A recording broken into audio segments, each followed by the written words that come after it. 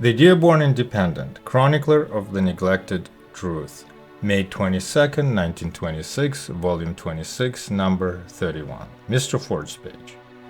Those who try to appear what they are not would make a better appearance by being what they are. Most people who try to appear better than they are really better than they appear to be.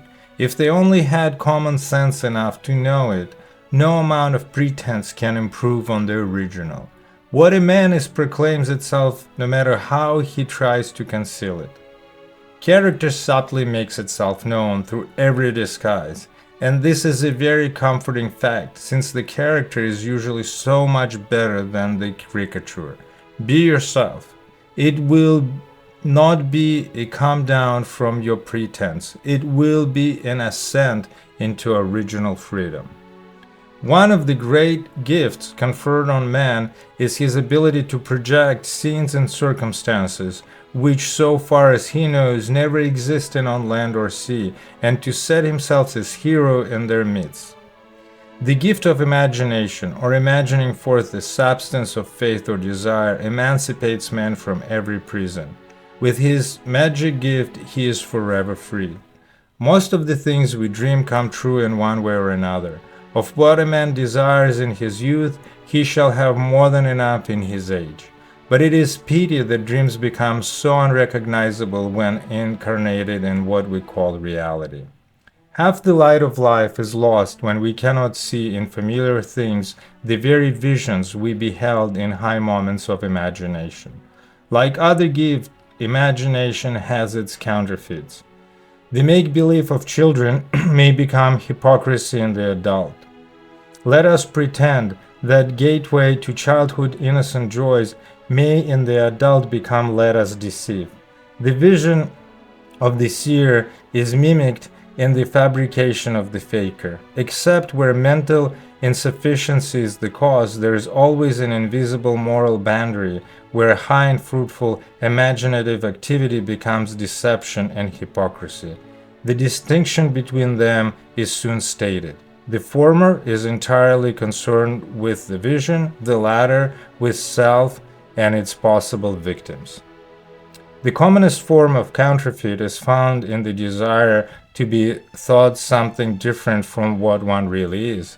There is a great deal of this kind of pretense in human life. It takes various forms. Sometimes it rises out of pride, often out of shame, for pride and shame are close in kin. Some wish to be thought better than they are, a deception easily understood. Others wish to be thought worse than they are, not hard to understand either. The front, as it is called in modern slang, gives people much trouble. It must be kept up.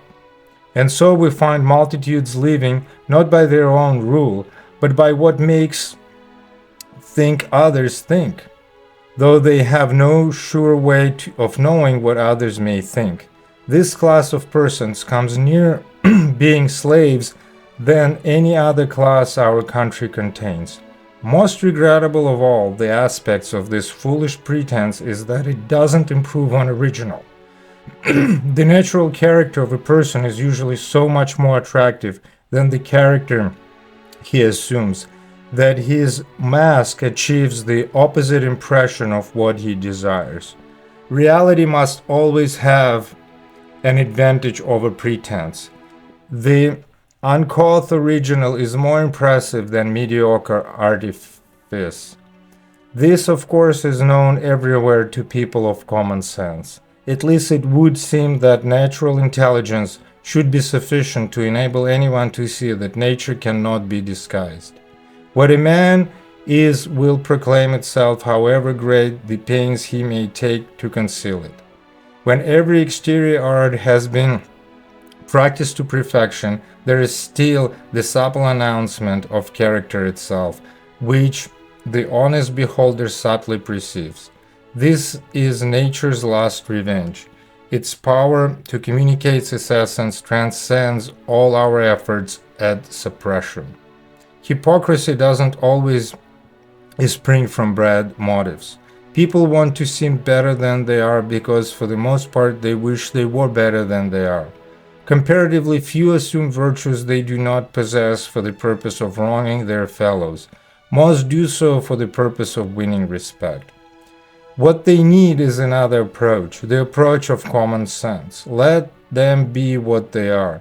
In the great majority of cases, what they really are is much better, more truly virtuous than what they would seem to be. To be what one is regal. To be what one is without apology is freedom.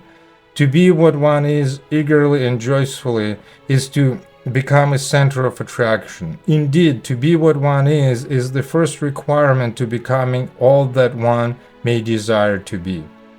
The assumption of naturalness is never a descent. It is not the come down which so many people fear. Even if it were, it would be wholesome to endure it if only for the sake of killing the fear. But it is not a come down, it is an ascent.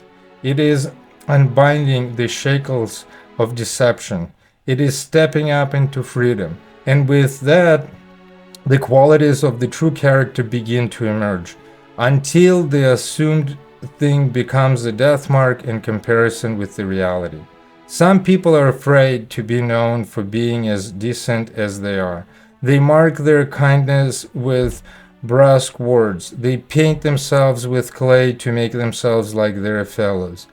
But they cannot hide the difference. Nature has a voice that speaks to every known sense of man, and to senses as they yet undefined. We cannot hide ourselves. Beginning with what we are as natural human beings is the surest way to arrive at all we may become. There is no artificial road to natural development.